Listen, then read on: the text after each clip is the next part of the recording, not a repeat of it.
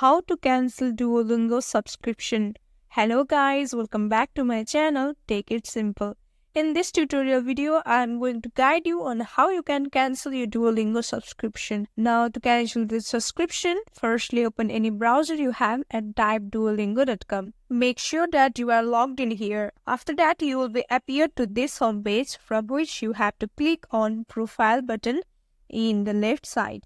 Tap on the pencil icon as shown by the arrow. Now you will be directed to the profile info of your Duolingo application. Now in the right side you can see the different options from which you have to click on Super Duolingo option. In this option you will see the different subscriptions you can get from Duolingo application.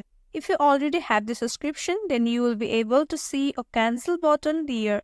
Simply tap on it and that will cancel the Duolingo subscription. I hope you enjoyed this video and is able to cancel the Duolingo subscription. Do not forget to like this video and subscribe to my channel. We'll see you on next one. Till then, stay tuned. Bye-bye.